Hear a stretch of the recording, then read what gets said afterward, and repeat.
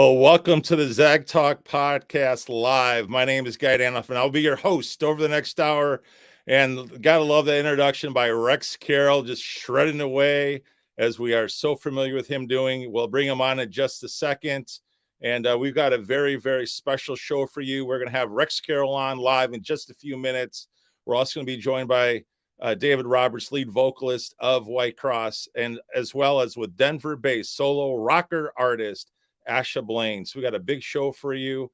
And some of you might be asking, well, what is actually the Zag Talk Podcast Live? And basically, what we do is right here, we live stream engaging content through interesting topics. I'm doing a lot with Christian music, a lot with Christian rock, certainly interest stories, and really finding these amazing stories of people that actually find the Lord. And it's just really cool, the things that we're going to be sharing tonight, even certainly along with the legacy of Whitecross and Rex Carroll, and also hearing from a new artist and kind of newer on the scene, and to get a chance to hear her story as well.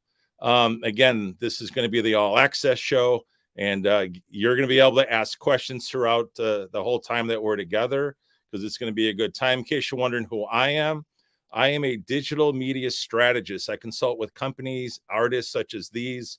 I'm also a college professor in a school of business.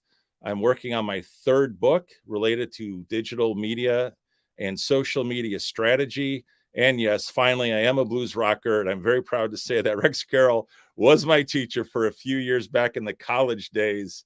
And, it's kind of fun actually being back here with Rex. So without further ado, let's bring on the man himself. Let's bring on Mr. Rex Carroll. Rex, how are you doing, my friend?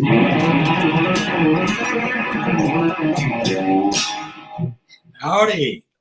How's it going? Who was that guy? I don't know, but man, I like how you change guitars that fast. You got right? the other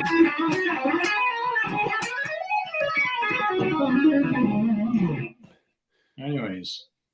So look, you already got a fan chiming in there. How about that? I don't even know what that says. Do you know what that says? It says good evening. I think it says good evening from Brazil. Very cool. See, there you go. Hello, Marcelo. Yeah, how about that? All the way from Brazil. That's pretty darn cool. That's right. So Rex, let's get the show started in the right way. There's still a few people that may not, believe it or not, know who you are. So let's give just a brief background. Obviously, I remembered you way back in the day, even before Whitecross. You graduated from Northern Illinois University with a degree in guitar performance. That's right. Yeah. And then obviously you went on to be in bands such as Fierce Heart, which is an incredible band. And I know you do things with them even to this day. Yeah. Mm-hmm.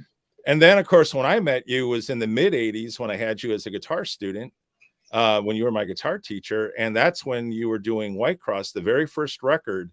Right. And the band formed in 85. And then that release was in 1987. And since then, how many records have you done with Whitecross since? I'm not really sure. It depends on, let's put it to you this way. When I played at the Melodic Rock Festival with Fierce Heart, and then fans came in from all over the world. There was fans from Colombia, fans from Japan, and that was really interesting because these Japanese guys, they were all excited to be there at the festival, and they showed me albums from Fierce Heart and from Whitecross. Yeah. On Japanese only releases, and they looked like super high quality releases, and I was like, I've never heard of this. I had no knowledge of any of this. So, I don't know whether it was bootlegging or whether the old record label Star Song. I don't know if they were, like just making deals left and right, which I assume to be the case. So I really don't know. But we had 5 studio albums with Whitecross on our first contract, and then they did a couple of greatest hits, and then and at that time, then the grunge music scene came in, and groups like Nirvana and Pearl Jam, right, kind of like the old the 80s rockers like myself everybody just got pushed off stage left. And all of a sudden, the groups that was in my era, which was like, Rat, Whitesnake, Poison, Van Halen, Dokken, you kind of the LA rock sound from the 80s. That's when I was coming of age. That was what was in vogue. Right. And all of that particular scene got shoved aside like pretty quick. Took about 2 years and it was gone. Yep. And then all of a sudden, all you heard was, like I said, Pearl Jam. I don't know all the groups, Nirvana. Later on, eventually, I was doing a radio show in Guatemala, and the DJ goes, "Well, what do you have to say about groups like Nirvana?" And I said, "Well, Kurt Cobain is no longer with us, but I'm still here." Right. Right. So I think at somewhere along the way, if you survive and if you continue to make art, and music is my craft, and, shredding that lead guitar, like some of my favorite groups like UFO, Scorpions, Michael Schenker. Oh yeah. These old line guitar heroes. Some of these guys are in their 70s now, but they still sound amazing. Mm-hmm. So what are you going to do? This is my life. Music is my life. And, all you can do is keep making your music for the fans that love it. So we had a Whitecross album that came out in 2005. Now with our new lead singer, David Roberts, who should be here any minute. Yeah, he'll be on in a second. Yeah, we have a new record that's coming out. Shall I give the release date? I'm going to put it on the screen for you. How about that? Shall I let the cat out of the bag? Sure, let's go there. March 22nd, 2024. This has been a fantastic year for Whitecross. We're back together. We're screaming louder than ever. By all means, this is the loudest album I've ever made. Technical level of clarity and punchiness due to the amazing production of Anthony Fox, our wonderful engineer, and the band is wailing and the songs are great, and I don't know what else I can say about it, but you'll have to wait a couple months till it's out. But you've heard some of it, so. I have, and I'm going to say this. I think it's great that you guys put a little pre-release out there. Yeah. So you can hear 3 of the tracks. I know that I had a chance to listen to it multiple times. And those are, I got to tell you, those are pre-production demos. Those are nothing. Right. This product is way more bigger and more huge. We found the more huge knob and just kept dialing it up, cranking it up. To reference Spinal Tap, I know that they always say turn it to 11. Mm-hmm. Rex, I'm going to be honest. A few of the tracks that you played for me, I'm going to tell you right now, I think you found 12. Yeah. If there's a way you did. Yeah. And in case, I mean, really amazing the things that you've done with not just your guitar. I mean, the overall production, the band sounds amazing. You sound 2024. Definitely sound 2024. Right. So we're keeping the we got a comment there. Songwriting direction is straight down, Whitecross Boulevard, that sound that our fans know, and the sound that they love and the sound that they want. When you put on a Whitecross album, you expect to hear certain things. So we deliver all those things, and then we also I believe that we have to grow with our fans. They're growing up, we're growing up, so you have to try new things. So we tried a couple of acoustic things too, just to see what we could get out of that, and hopefully our fans will be on board for that too. But I think they will, because we kind of went into kind of a, like if you think about Led Zeppelin, right? They were like the premier heavy rock band, right, of their day. That in their time they would have been, like the heavy metal. Which, of course, it's just the blues-based rock and roll. It's nothing like what we have today, right? But in their day, that was the heavy metal band. But then, they would flip it around on you, and they do this whole heavy acoustic thing. Yep. So, we want to explore some of that area as well. So we're doing a little bit of all of that, and not to hog the spotlight all night. I can't wait to hear some things from Asha. Oh, we're going to bring her on in just a second. But first, hey, Rex. I've heard some of her music, and it's pretty out there, man. It's pretty slamming stuff. So, Rex, read this from a fan. This is from John. I love it. I wore out my Whitecross cassette as a 15-year-old in 1988. Rex, you will always be my all-time guitar hero. Godspeed. May the Lord bless this new album to reach many. Thank you, John. Look, we're going to have the lines open. If you are on, go ahead and make some comments. And, and we actually have a question. Here we go, Rex. Here's from the fans. All right. This is actually from someone I know you know. This is from Dave Mobile. He's in Florida these days. And he says, hey, Rex, how do you spread the gospel today compared to when you started, maybe in the mid to late 80s? Well, I'd like to say boldly and with confidence, but really, Dave, as you well know, Dave is let's disclose that Dave is a mutual friend of ours, right? Yeah. Right. So, Dave, as you know, it really just comes down to growing up, which in my case took about 50 years. Okay. And I'm still growing up. Yep. Learning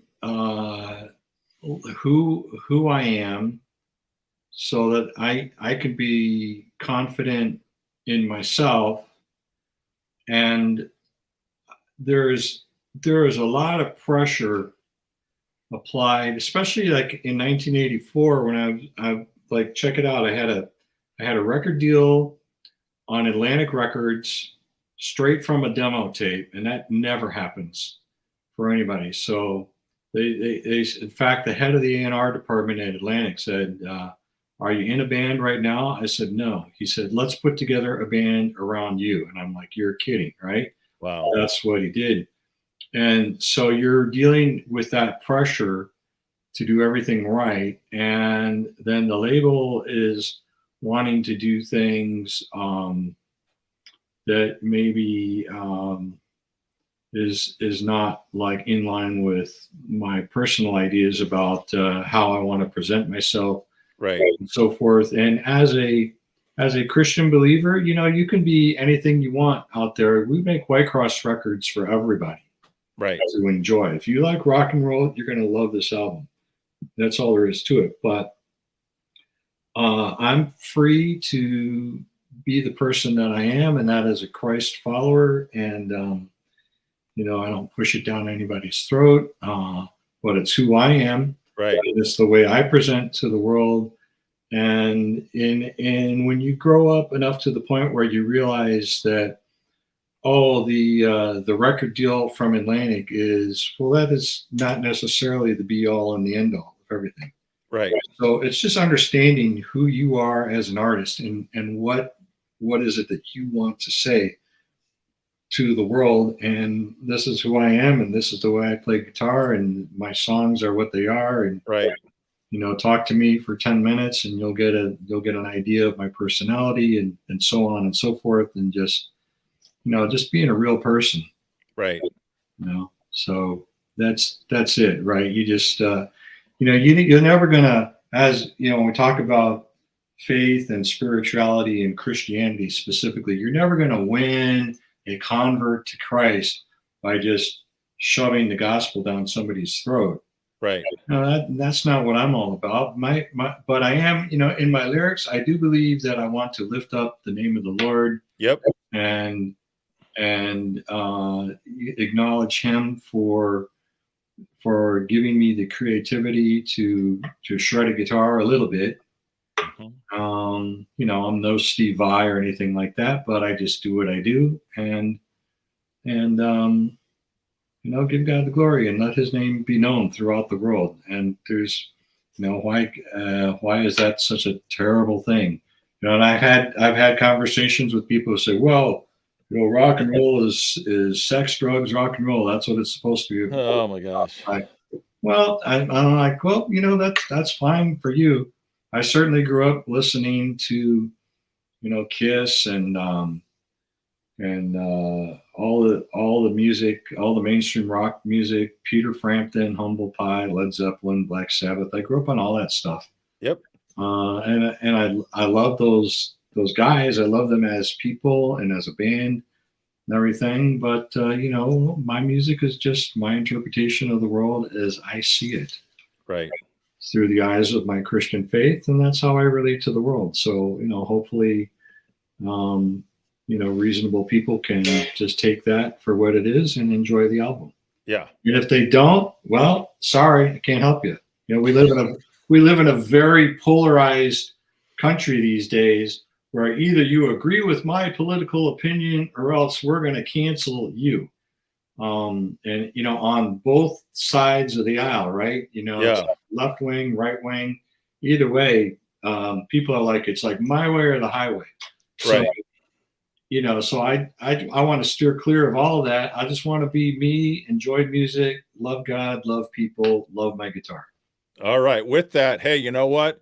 You've got the new CD coming out, Fear No Evil, March 22nd. Yeah. But you have a new member to the band. Now, I know he's been touring with you for a while, Right. But again, from the recording space side, this is his debut. Mm-hmm. And I wonder if you could just tell us, because we'll bring him on in just a second, but who is the new Whitecross lead singer, David Roberts? A wonderful friend of mine that I have known for probably 6-7 years now, since at least like 2016, I think, give or take, thereabouts. Okay. Michael Fian, our drummer. Yep. He introduced me to Dave, and the connection at first was through music, and we share a lot of the same influences musically, so it's very easy for us to write music together. Yeah. And people have told me, so, oh gosh, man, when I listen to Dave, I hear, I've heard everything from sounds like Sammy Hagar, sounds like David Coverdale, sounds a little bit like Ronnie James Dio. Quite a few people say, oh, he sounds like the guy from Queensryche. Yep. Well, I don't know. To me, he sounds like Dave, and he sounds like he's very at home in the company of these musical giants, because he is one himself. But as we've gotten to know each other, he is a very dear friend of mine, and we have a blast when we are on the road together. So I'm proud to call him my friend and my brother and my lead singer. And that's David Roberts. Yeah, without further ado, let's bring him on. Welcome to the program, Mr. David Roberts. How are you, my friend? Good. So good to see you. Dave, you gotta adjust the lighting. You gotta get let me see what I can do here. Yeah. Well, so that little segue there.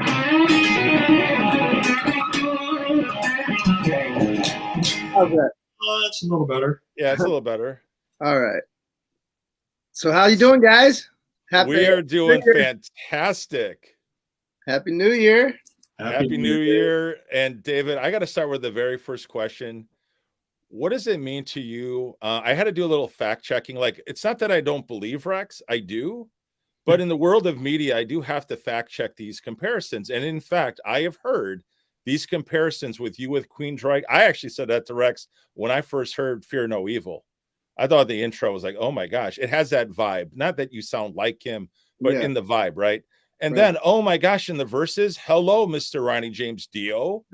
Dang, dude, you're slaying it. Oh, yeah. And then in another track, obviously I could hear the Coverdale influence. So we can definitely hear your influences. But, what's it like now, now that you've been with the band for several years now, and now you're getting ready to do your very first Whitecross release as their lead singer? Oh, I'm definitely stoked about it. I love this band. I'm honored and, to be in this band. And everybody in this band is like my best friend. It's so cool. And we all have the same heart and love for Jesus, which is, I mean, so I've been singing in the secular world all my life. And, to be able to sing for Jesus, I mean, it's just like, the best gift ever. So I'm stoked. I'm ready to see how the people accept the new album, and I feel really good about it. Yeah. Well, I can just say this, and I said this to Rex. If people were wondering what the next chapter of Whitecross sounds like, just go straight right away to Fear No Evil, and they will hear the new sound instantly. I think what you guys built together, the band is just so tight, but yet your vocals, you show so much diversity, even within one song. And I got to tell you, it's so impressive. Just to hear your vocals and like all of us, right? Like I went to Dio shows back in the day when I was in high school, right? And I've certainly seen Coverdale, and I've certainly, have seen some of these other folks that were referenced. And I got to tell you, I think Whitecross sound right now in some ways has just never been better. I just love your contributions, both as a songwriter as well as a vocalist, and the way you and Rex and the band jive together. Yeah, thank you, and I agree with you. It's it's an awesome band. I'm just proud to be part of it. I love this band. So. Yeah, I can jump in there and say that from where we were before, just to where we are now, not having, Scotty was a great singer in his time, but just where we are lined up now, personality wise, and we all get on and we all have fun together. So that has done something to the music where now we're playing together with more chemistry. Yeah. And again, not to disparage anything before, because I know a lot of fans have loved the band during our first 30 years. Of course. Hopefully we'll have another 30 years. Yep. To show them what we can really do now. And again, I can't wait for this album to come out so that people can hear what we're talking about. Right. And hopefully they'll love the record as half as much as we do. Yeah. Hey, David, we'll start with you on this question. What is the writing process like? How do you guys come up with the songs? Is it Rex comes up with the riff, the music, and then you put lyrics? Or how did you guys approach this particular album from a writing perspective? I would say the first thing I got to say is, Rex is definitely driving the writing machine. He's in charge of all that. However, we kicked around a lot of different ideas, and we probably demoed 2 albums worth of material and cherry picked, the songs that made it to the album. Yeah. And so I'll send Rex lyrics and stuff, ideas, and he puts them in a little basket and pulls them out when he feels like it'll work. Absolutely. There was that one lyric that you sent to me, "Wishing Well," and I read it and I knew that it was a great lyric, but there was no ideas for it. But I didn't throw it away either. I just put it in the folder. And then like 5 years go by, and then I pulled it out again one day, and it's like, oh, all of a sudden I'm able to hear. I think it goes, like this, and you start writing some music to go with it.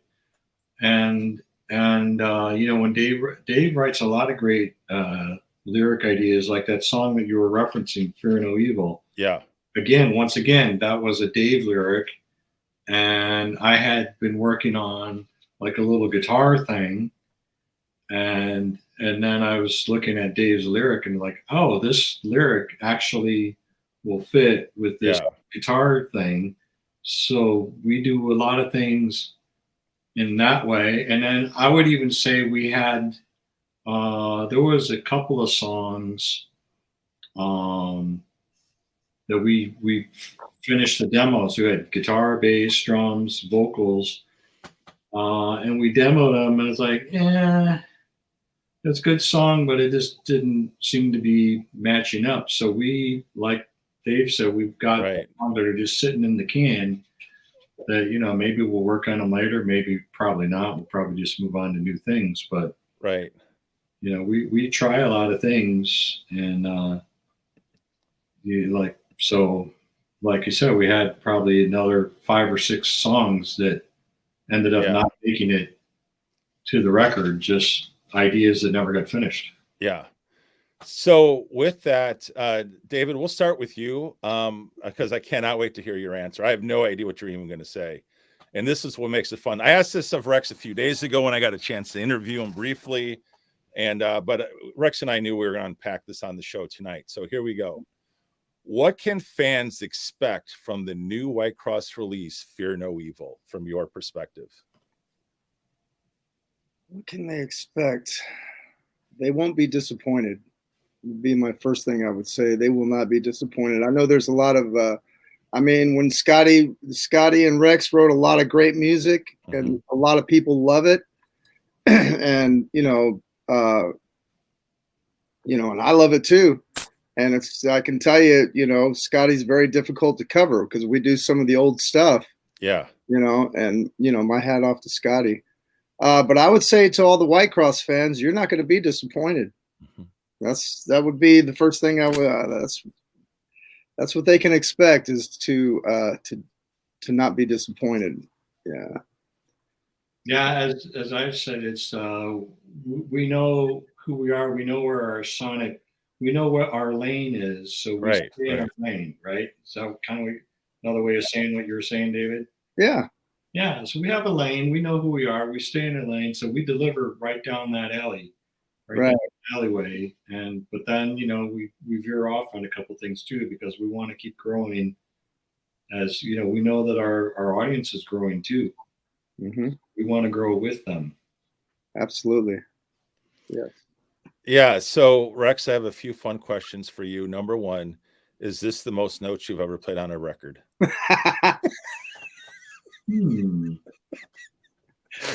Okay. Well, I love the fact that David's laughing because there's some truth to that. I was getting ripped off, so I had to start charging cats by the note. I play by the note. If I do this, that's about 12 notes, so I got to charge $2.50 a note, man. No, that's a joke from an old Doonesbury comic strip. But yeah, a lot of notes. Yeah. That's who Rex is, I know, man. I think Dave gets paid $1.50 for every high note, right? Exactly. No, another $1.50. Yeah, and Dave, what I'm looking forward to soon is when they get the chance to start releasing this on social media, where we put out, some stuff on obviously Instagram as well as YouTube Shorts, obviously as well as TikTok. But you hitting some of those high notes. Oh my gosh, dude, you are slaying it. And Rex, obviously, just take any solo. Come on, man. You got dive bombs. You got, pinch harmonics.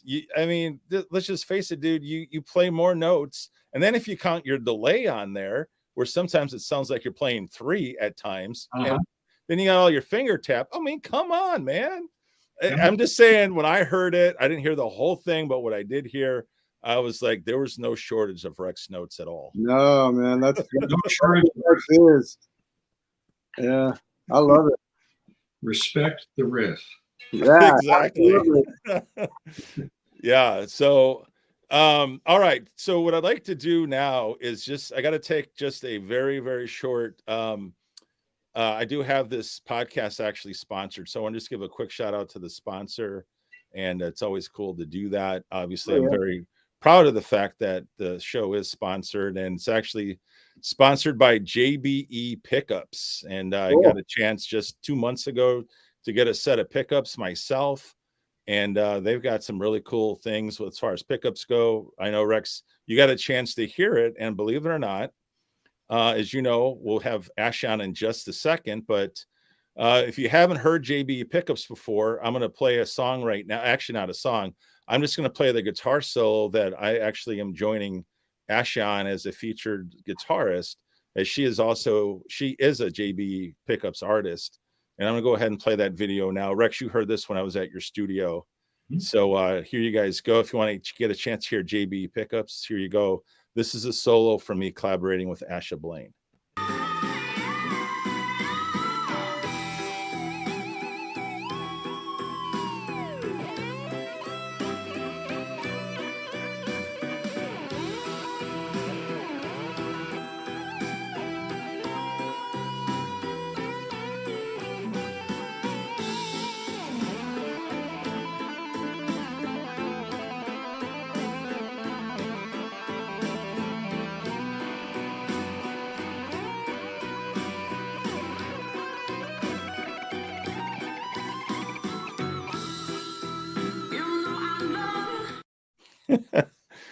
Right on, man. Thanks, dude. Yeah, you got a good teacher. What are you talking? I got the best in the world, literally the best in the world, man. Rock and roll, That's awesome, man. Hey, come on, man. Hey, I'm trying to play a few notes there too. I learned from the best. Great, bro. Thank you very much. And it's just really cool to be able to, be back in the game, doing fun things like that, fun collaborations. And it's super cool. If you got any questions out there, feel free to ask them. And here's one right now from Brazil. I guess someone saw you in Rio in '93. Do you remember the Melnor show? Well, I sure do remember that concert we did. Yeah, it was the biggest show that I've been a part of. There was about 55,000 people. Dang. And we came down there, and Madonna was in town. This is purely coincidental. Madonna was in town the same weekend.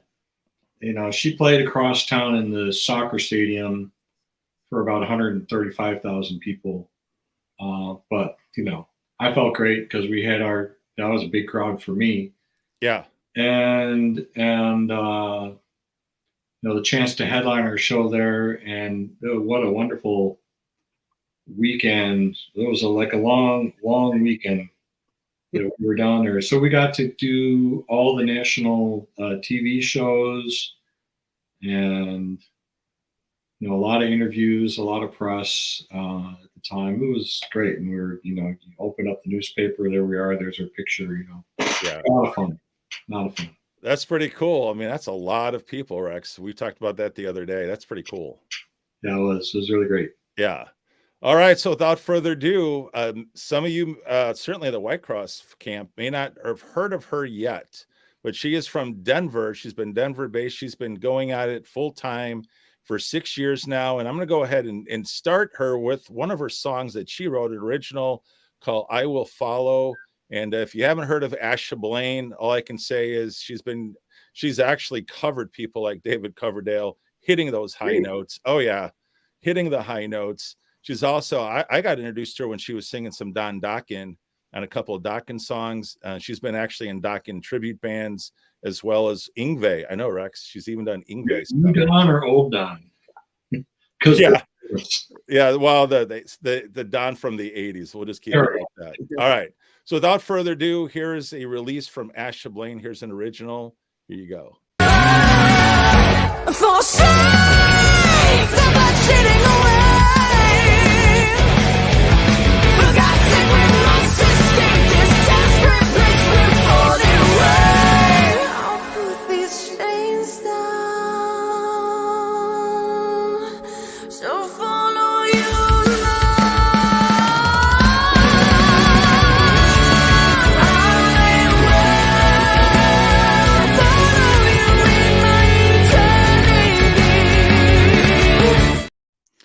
All right. Well, welcome to the broadcast here, Asha Blaine. Asha, how are you? Hello, I'm good. How are you guys? Good. Nice. We're good. I feel very honored that you guys would invite me to this podcast. So thank you so much. That sounded great. Thank you. Yeah. Likewise, I listened to the 3 tracks today, and I'm excited to hear the final product. So Yeah. Cool. Yeah. To the Fear No Evil album. Yeah, just to clear. Yeah, just out of curiosity, Asha, what was a few of your, impressions as you listened to it? Well, I immediately hear 80s. I mean, I can't help but hear that. So I did hear okay, one of the songs. Can't imagine why. One of the songs that I heard David, he started on this really high note, and I immediately thought of Yngwie Mom's scene with Jeff Scott Soto. I am a Viking. Yeah. Wow, and I was just like, yes, let's bring that back. Yeah. So that was really cool. I mean, I have a lot of respect for men who can just wail on those high notes, because it's much harder, I think, for a man to do that than a woman. So much respect for that. That's great. That's a very good point that you bring out there, because I've always felt the same way. It's not often that I don't know if it's just the physical construction of the voice, the difference between men and women, but it seems like you know, it's easier to find a great soprano as opposed to like a great male tenor, like a high tenor. Right. Is Agree. difficult to find at an equal level. But you know, but much respect to what you're doing, because you're like slamming it. Absolutely.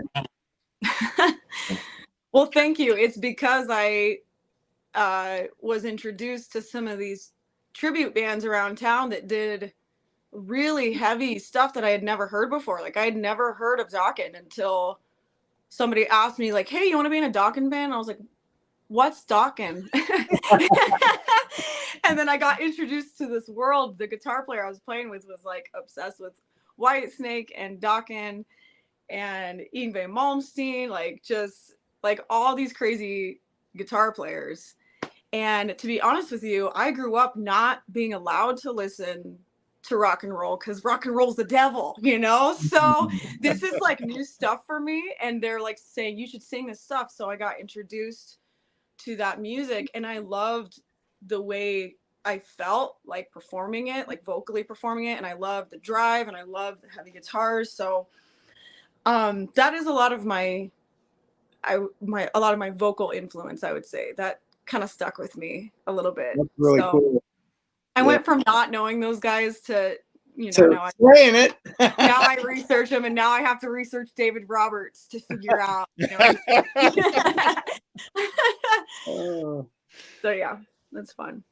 So Asha, tell us the story, because you may not know the full story, but Rex can tee it up for us. Rex, you need to tee up the background for it. Then I'll ask Asha the question. But talk to us about when you did King James and you played, and you were in a band with Robert Sweet, the drummer, and Timothy Gaines, the bass player. And on paper, are you kidding me? That was like, would seem to be a mega band. Talk to us about that experience a little bit, what that was like doing King James. Oh, yeah, that was, you know, at the time, I had to leave Whitecross because there was a major health issue in my family, and I was not able to tour with the band when they needed me. Okay. And we weren't getting along anyways.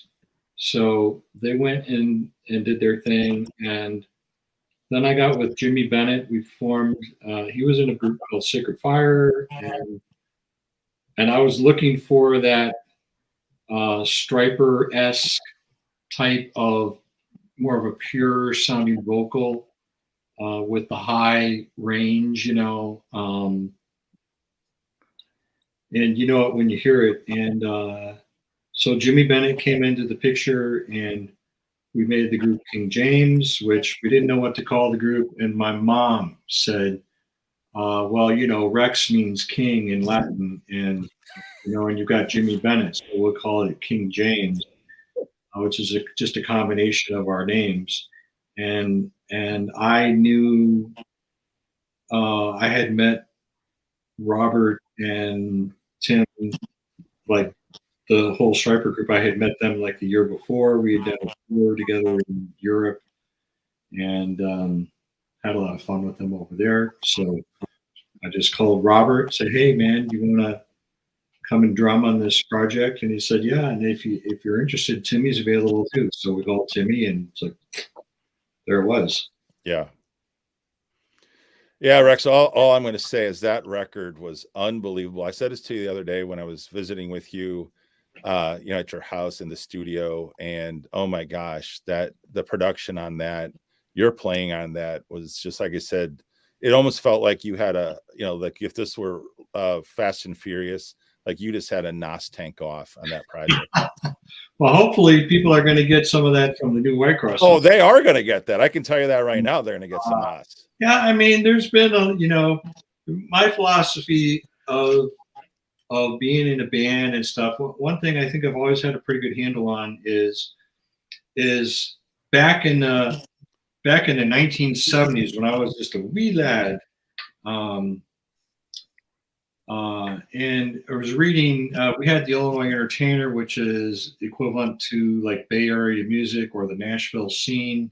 Mhm. It's counterculture newspapers, and they'd have articles on all the local rock bands.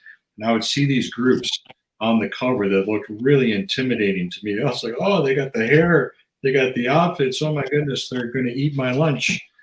and they would hype these bands up like they're, you know, God's gift to rock and roll. And then I never hear from them. And come to find out years later, yeah, it's because there's no internet back then. You find out like, well, the lead singer's really pitchy, the guitar player sucks, the drummer can't keep time. You know, the bass player's got a DUI. He's not allowed to leave the house, you know, for 2 years. You know, we find out that, oh, they just, you know, oh, they look great, you know, because I guess they got wives and girlfriends who know where to shop. But that was it, you know. And when I started in the music business in 1984 on Atlantic Records, it was completely the opposite. You know, you take a guy like myself, not the world's most attractive man, and yet they wanted to work with me, Right. based on the quality of the music. Right. And then it was all about, and the head of the A&R department, the artist and repertoire guy at Atlantic, spent 3 years working with me. I'm still blown away by it to this day. He spent a lot of time with me, teaching me how to play guitar, training me what riffs to play, when not to play. Yeah. Working with me in the studio, you know, he made me do everything from that note right there. He's like, no, you got to play it like that so people can hear it. You know, just every little detail. He taught me everything, and he taught me about songwriting, and the whole thing for me ever since then is, if you have a fantastic sounding album, you know, everything else is rises or falls. You know, you have a band that looks great, and you hear their album, oh yeah, their album sucks.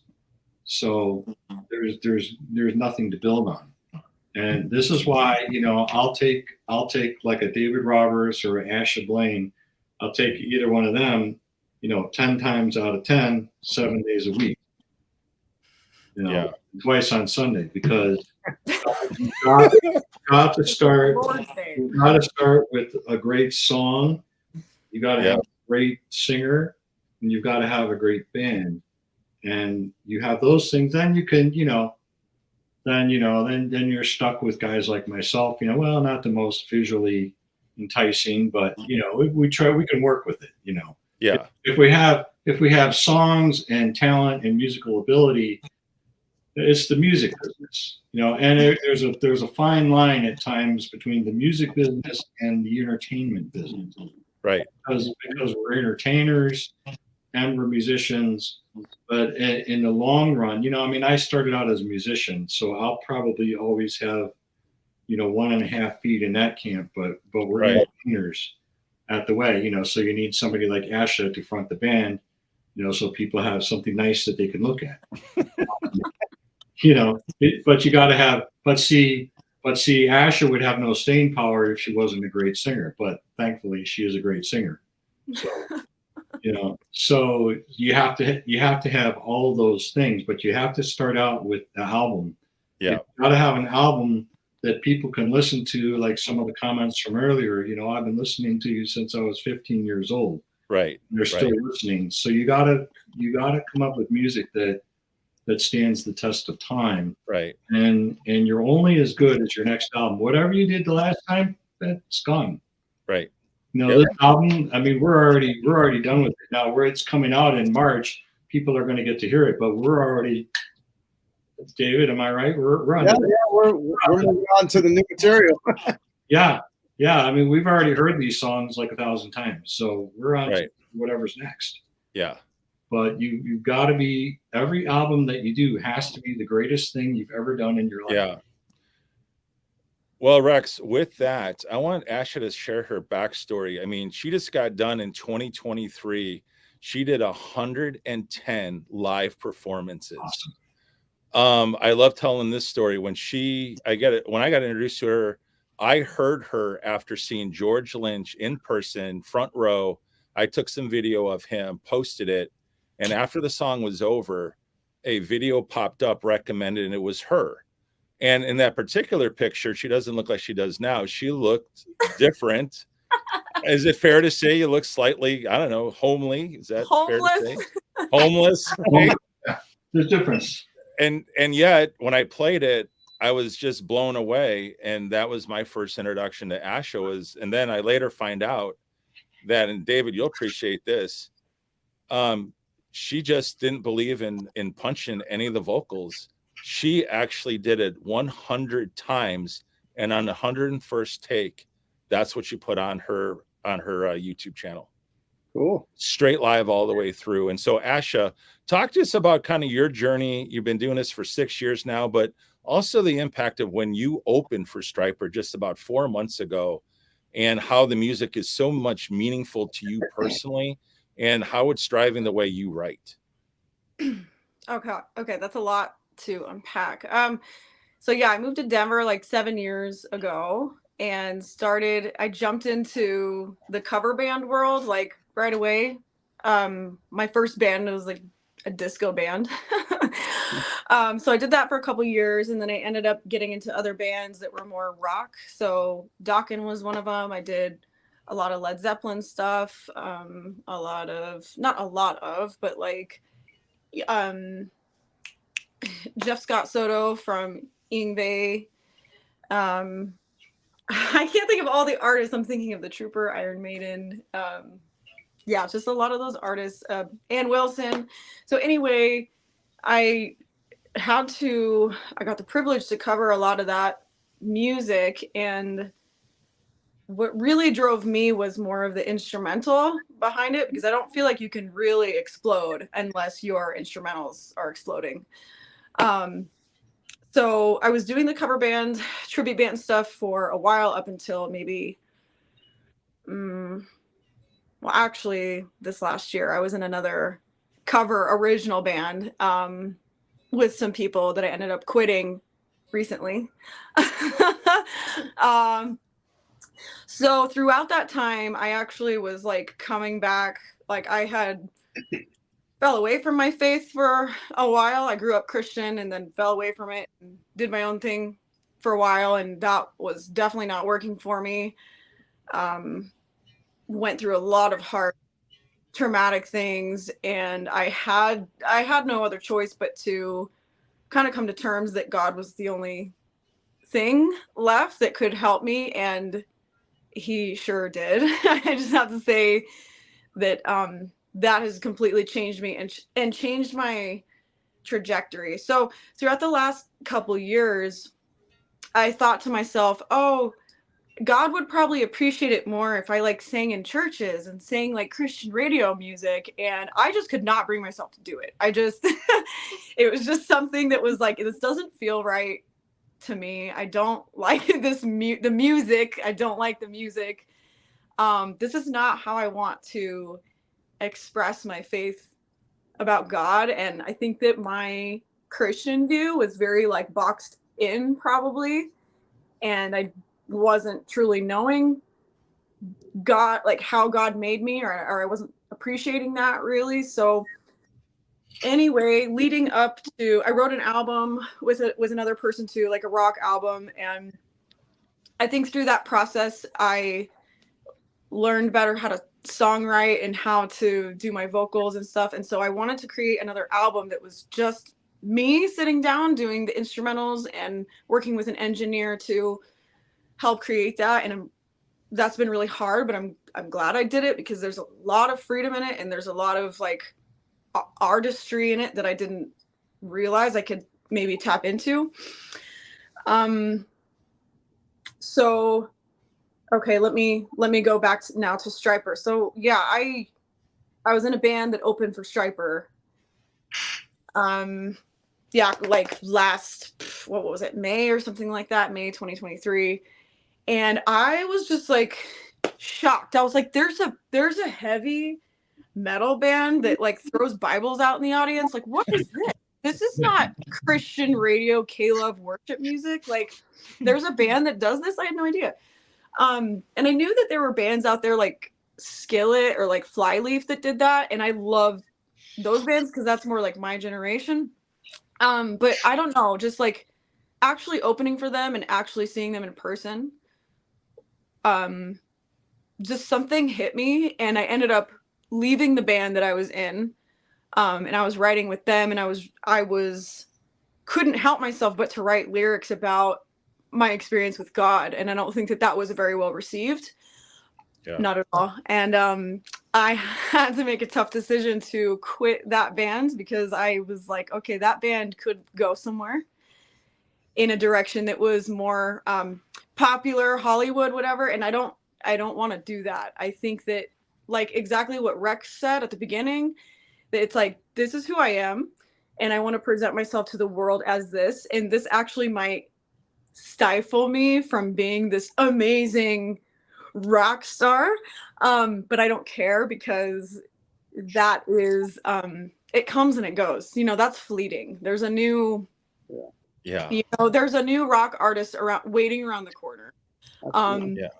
So to me, I just think that when Rex can be himself, he's got his own little niche, he's got his own fan club, he's got his own, and the people that really respect him, and they respect him not only for his playing and for his immense dedication to his craft, but for his dedication to God, to Christ. Amen. And that to me speaks way more volumes than writing an album about things that like who is it affecting? Who is that inspiring? Who is that helping? So I just think that when you have a Christian and a rock and roller, your story is much more compelling. So, I dropped that band and started doing my own thing because I know how much God has completely changed my life. Nobody else has changed my life, except God. And he has shown me that I can do things and I don't need to depend so much on other people. And that's been really great to see myself like blossom in that way. I feel very grateful. Yeah. Anyway. Well, yeah. And actually, let's set this up really quick because I want to build on this momentum, about you writing. I know what's coming up for you in 2024. You got a new EP coming out. It's called Runaway. And you've already begun, you've done the video for it and you've teased it. We want to tease it now, but give some people the background behind it, because it's not your regular straight of the run of the mill video whatsoever. You were heavily involved in the creative process, but it came down to exactly what you said, is that you were just really singing about how you had to run away to God. And the imagery on this, I'll be honest with you, it's captivating. So, this is the first time I'm actually speaking about this. And I think there was a question that Rex was asked about, like, how do you spread the gospel then as opposed to now or whatever? Yeah. And I think that I can relate to you, Rex, when you say like it's kind of like it's a process and you don't want to shove it down people's throats, but you also you are who you are, and maybe you can inspire people because you can't ignore that God has changed you, saved you, whatever. So for me, when I came back to my faith, I was really convicted that I needed to drop a lot of things in my life that were throwing me off, that were kind of making me spiral out of control, that were making me addicted to things. And as a believer, that's what you're supposed to do, is you're supposed to lay down your cross, or bear your cross. You lay down the stuff that you once idolized, and you follow Christ. And that's a daily thing. That's a daily pickup. You're not perfect, but you try. And so this song is about running away from the devil, your addictions. And it's also telling the devil to run away from me. Like, get off of me, step the hell off of me. Because I have God, I have Almighty God, and you can't really touch me. So it's kind of a two-way runaway thing. So yeah. All right, let's go ahead and play. This is called Runaway by Asha Blaine. The thirst and the hunger are no longer mine. I'm satisfied. Do you see my soul was captive with lies? So deprived. I never know I was locked up with these segments inside, revealing my immorality, filling the void with a lie still from Oh, well, Nice. well Uh, done. Well done. Heavy. I love doing video. I mean, another videographer here in Denver, his name's Kyle Lamar. He does a freaking fantastic job of just creating imagery and a story. Like, he could be a movie videographer too. He's just great. But he really helped me captivate that kind of like demon thing. Like, there's demons, they're trying to hunt me down, you know, but there's just a power that's higher, and I end up, basically the story is I keep coming back to the same problem, and it keeps, like, the first time it crushes me, and then I kind of have to get up. I like wake up, you see me waking up at the end of that, and I like learn, and then throughout the video I learn how to come back and like defeat that and keep Wow. coming back and kind of going up these levels of maybe defeating rather than levels of being crushed or overtaken. So that's I've lived a life where I feel like I've had oppression, I've had abuse, and I really want to speak to an audience where if you've had that trauma, if you've had that abuse, you know, you don't have to live a life in a continual state of like spiraling out, you know. And so much of that had to do with me, so much of that change and my life going more in an upward direction had to do with me humbling myself to God and saying, like, look, I need help because my life sucks. So this is the trajectory, and I feel really good about it. So yeah. And talk to us about when's all that going to be released. So I don't know the release date for the video yet. I am Okay. patiently waiting. But the video is in editing mode, so I'm feeling like within the next couple weeks the video will be released, and then the EP is, I mean, it's already streaming, but the actual physical copies, they're on the way. So And then talk to us about your new merch, because they can find that here certainly at your website. But talk to us about the merch, because you got some pretty interesting items for people. yeah, so I did start a brand new merch line, and that's kind of interesting to promote yourself, but I think that people want it, people ask for it. So I've got sweatshirts, well, like hoodies, I've got beanies and t-shirts to represent this new EP and represent the new music video. I do have a show coming up also May 2nd that's going to be releasing all this stuff too. Here in Denver. And then I also created a little notebook because all of my processing and my crying out to God and my admittance, my repentance came through writing all this in journaling. You know, I'm not, you know, my worship is in journaling a lot. So, and that's where a lot of my song lyrics come from and stuff. And so many lonely crying nights of journaling. And so I was like, you know, maybe I should make a journal, because I just do think that it's like therapeutic, you know, to just write down, like, what is the stuff that you're going through? You know, how do we fix it? How do I pray to God? And then also the journal is also meant to document, like, how's God answered your prayer in this way? Mm-hmm.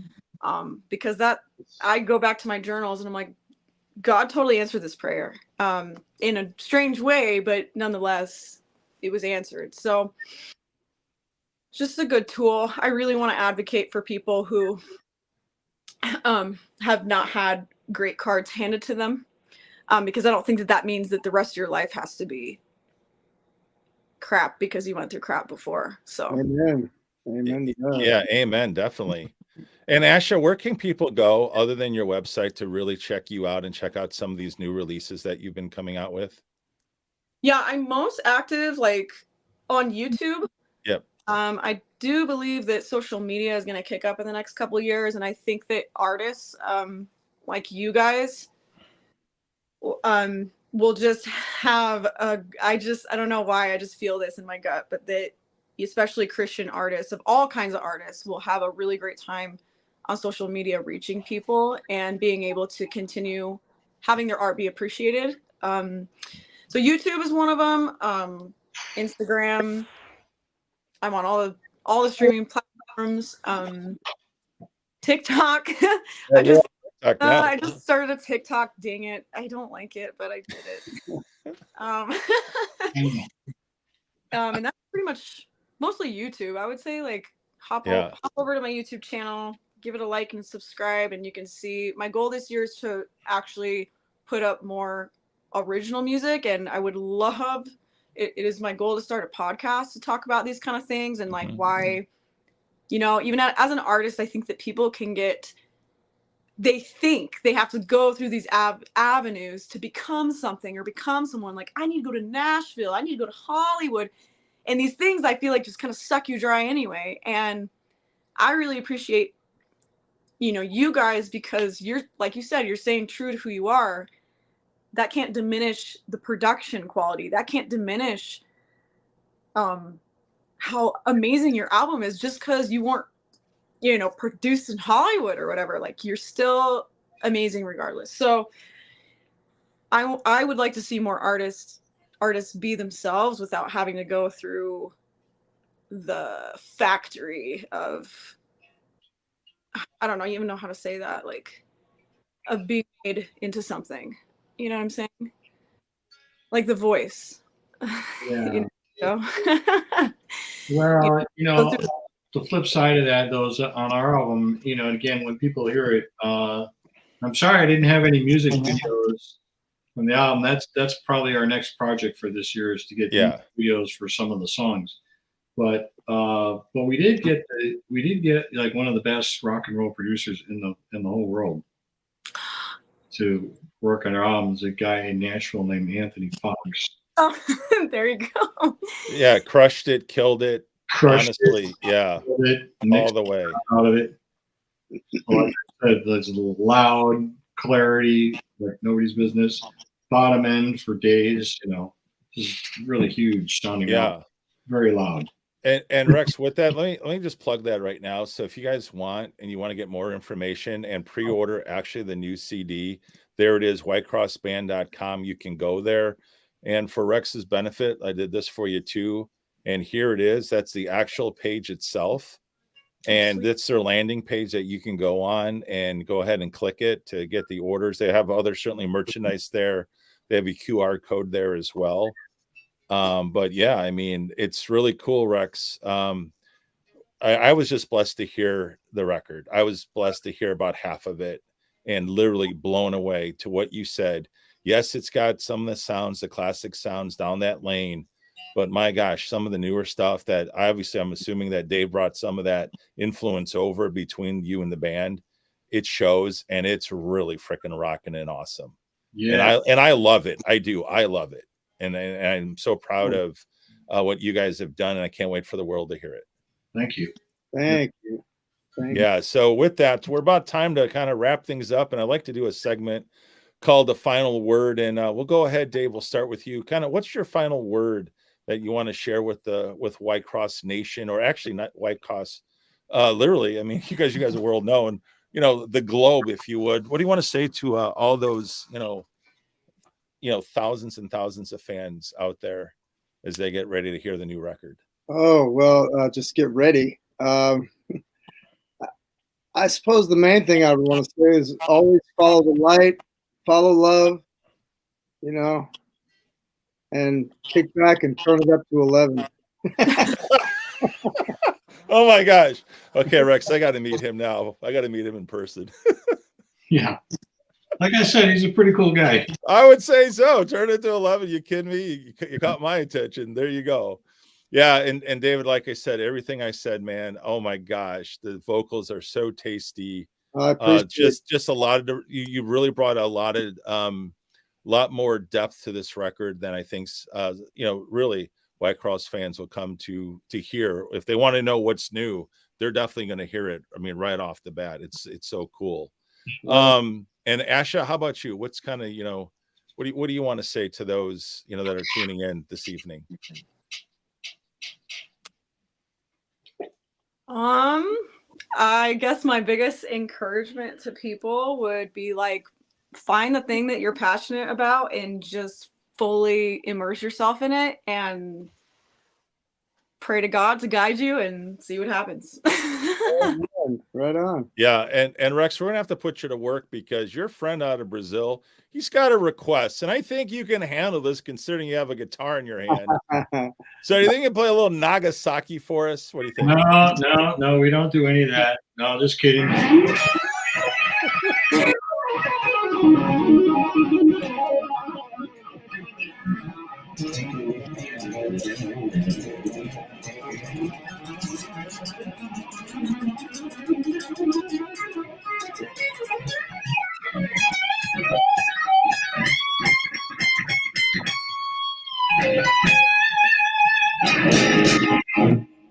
How's that? Something like that. That works. I know, right? Yeah, Bravo. that's rocks. I love it. So Rex, honestly, you know what? You've got an amazing storied career. Yeah, again, here you go. John's chiming in. Yeah, man. Yeah, exactly. Yeah, man.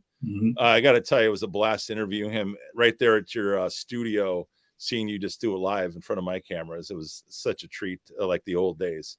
So Rex, what would you like to say to kind of wrap up this podcast? Because there's been a lot of really cool things shared. And I would like to just echo what everybody else has said. And, God is the author of creativity. In the beginning, God created. Yes. Heavens and the earth. In the beginning, God created. Wow. And when we are creative, we are made in his image. So, when we use our creative gifts, to use them all the way, bring out everything that you've got, make it the best that it can be, and give God the glory for it. And amen. That's it. Amen. Amen. Well, we want to thank you guys for tuning in. And again, just, a couple dates, March 22nd, the release of obviously Fear No Evil. And another thing is Asha's got some things coming out. Check out her at ashablaine.com. Also check out her YouTube and her Instagram, as well as her now TikTok, as that's blowing up really well and nicely. And also, I'm going to say this right now. I'm going to let Rex and both David know. I'm looking forward to helping you guys behind the scenes with really helping you promote this new album. Yeah, man. I'm so freaking pumped, man. It's going to be so much fun, and it's going to be really cool. So I just want to thank all of you for being able to take the time, obviously, tonight to certainly kick off the new year with letting everyone know about a whole lot of really cool, exciting releases right here just in the first quarter. So just, lock it in. And again, just stay tuned to everyone's channels here, because you never know what's going to come out next. And I just know it's going to be a great 2024. And I want to thank you guys all for being here tonight on the Zag Talk Podcast Live. As they used to say on Chicago radio, tune it in, lock it on, rip the knob off.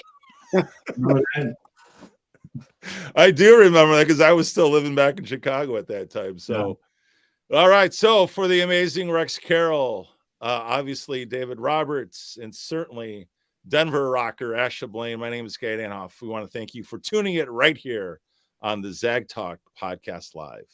Have a great night and God bless.